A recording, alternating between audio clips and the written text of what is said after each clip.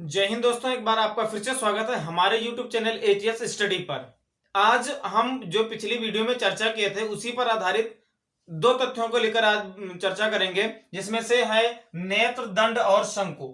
नेत्र दंड और शंकु, आप सब जानते हैं कि आंखों में जो प्रतिबिंब बनता है रेटिना पर बनता है, और मनुष्य की आंखों में सुग्राही कोशिकाओं के दो प्रकार पाए जाते हैं। मनुष्य की आंखों में इन सुग्राही कोशिकाओं की संख्या बहुत अधिक होती है। मनुष्य की आंखों में इन सुग्राही कोशिकाओं की संख्या बहुत अधिक होती है, और यह सुग्राही कोशिकाएं दो प्रकार की पाई जाती हैं।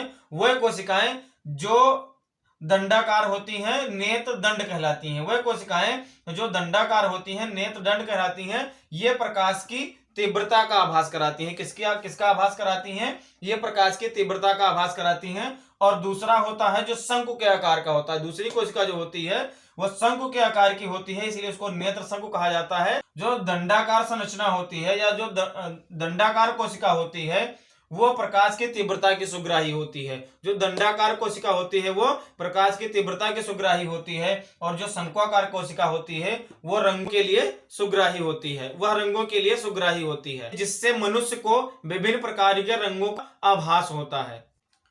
आप सब जानते हैं कि जो मधुमक्खियां होती हैं वो शाम के समय से ही नहीं देख पाती हैं, तो उनके आंख की रेटिना में, यानी कि मधुमक्खी के आंख की रेटिना में एक विशेष प्रकार की शंक्वाकार कोशिकाएं पाई जाती हैं, जो केवल पराबैंगनी किरणों की सुग्राही होती हैं। जो केवल पराबैंगनी किरणों की सुग्राही होती हैं। यही कारण है कि जो मधुमक्खियां होती हैं ये शाम के बाद नहीं देख पाती हैं। यही कारण है कि मधुमक्खियां शाम के बाद नहीं देख पाती। क्यों नहीं देख पाती? फिर से एक बार समझ लीजिएगा कि इनके आंख की रेटिना पर, मधुमक्खियों के आंख की रेटिना पर एक विशेष प्रकार की शंकु कोशिकाएं पाई जाती हैं, जो केवल पराबैंगनी किरणों की ही सुग्राही होती हैं। जो केवल पराबैंगनी किरणों की ही सुग्राही होती हैं, इसलिए ये शाम के समय से ही नहीं देख पाते हैं।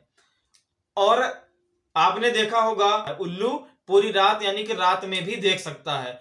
उल्लू रात भर जगता है, ये रात में भी देख सकता है। इसका क्या कारण है? तो इसका भी संबंध इन्हीं दो कोशिकाओं से है। इसका भी संबंध किससे है? इन्हीं दो कोशिकाओं में है।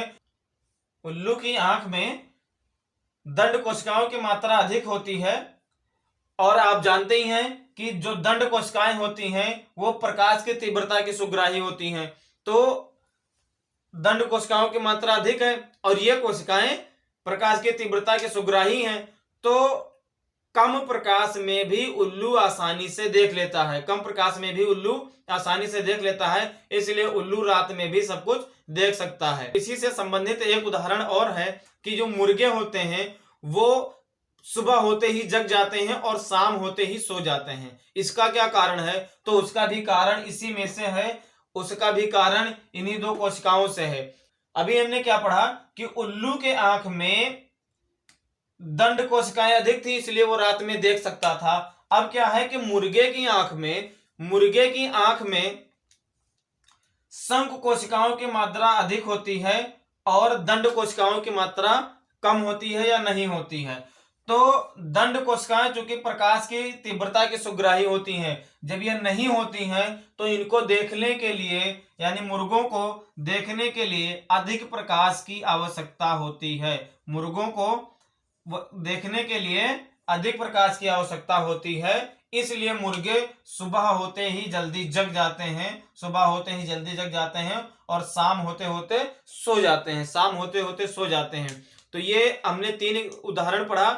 तो ये थे मानव नेत्र तथा रंग बिरंगा संसार से संबंधित कुछ महत्वपूर्ण तथ्य जिस पर हमने विचार किया। अब मिलते हैं अगली वीडियो में, तब तक के लिए धन्यवाद।